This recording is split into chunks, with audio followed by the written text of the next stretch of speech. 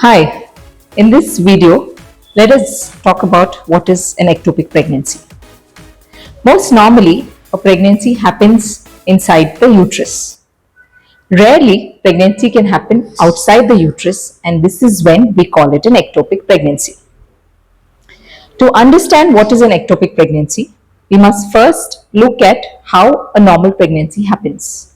So, normally, mid cycle, at the time of ovulation, a follicle gets released from the ovary and goes into the tube. When you have sexual intercourse, the sperm gets deposited in the vagina. The sperm swims up like this and it enters the tube.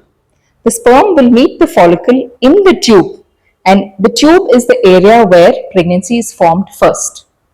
The pregnancy remains here for 5 days and then it moves and comes and gets implanted in the uterus. So the pregnancy first is formed here, then it moves inside the uterus.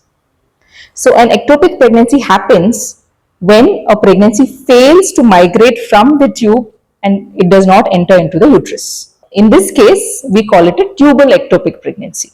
Now, what are the causes or what are the risk factors for a tubal ectopic pregnancy? If there is any infection in this tube, or this tube is swollen, or sometimes when you use the emergency contraceptive pill IPIL, it can affect the motility of this tube.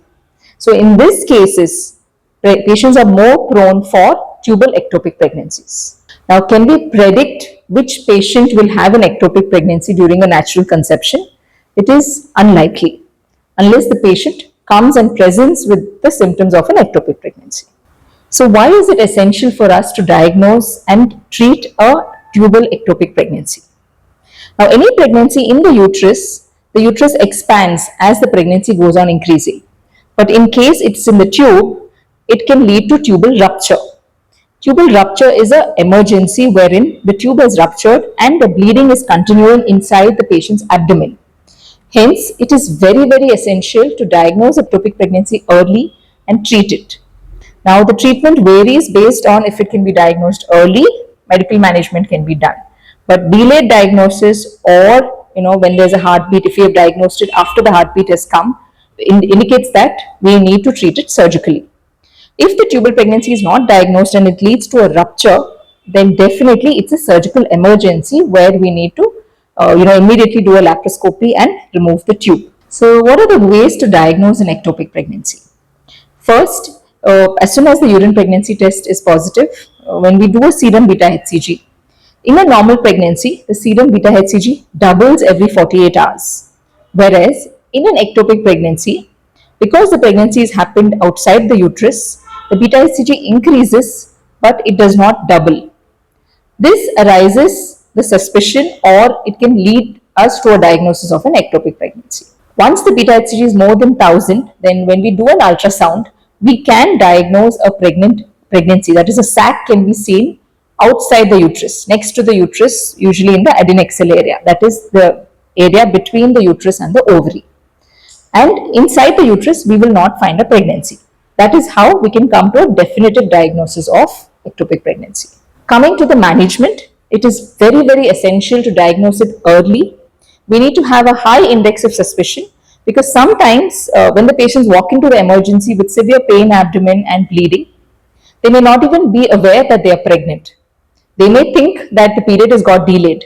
Sometimes ectopic pregnancy is present with a period of amenorrhea, that is no periods followed by periods. So patient may sometimes think I've had a delayed period, but it is actually a ectopic pregnancy. Therefore, a high index of suspicion is very important to diagnose this early. If diagnosed early, this can be medically managed with an injection. But if the beta HCG value at diagnosis is very high or if the pregnancy is very advanced, then we have to go ahead with surgery. The surgery depends again on what is the obstetric, has the patient already had kids, how is the tube, what is the size of the ectopic pregnancy. All these can be diagnosed intraoperatively when we put a scope inside. So ectopic pregnancies can be treated through laparoscopy.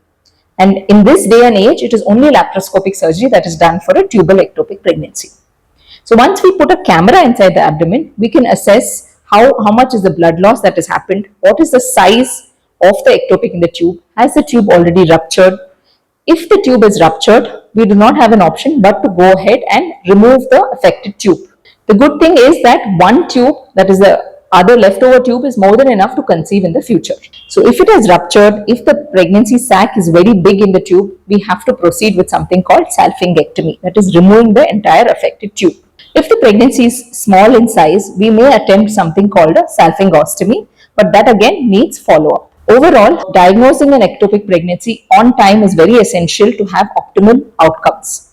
We have had cases where patients come in very late when there's a lot of blood loss, and we have to run in and do an emergency tube removal. So if you are planning a pregnancy, if you have missed your periods, it is very, very important to confirm your pregnancy early, to get the early pregnancy scan done on time so that we can pick up these pregnancies early.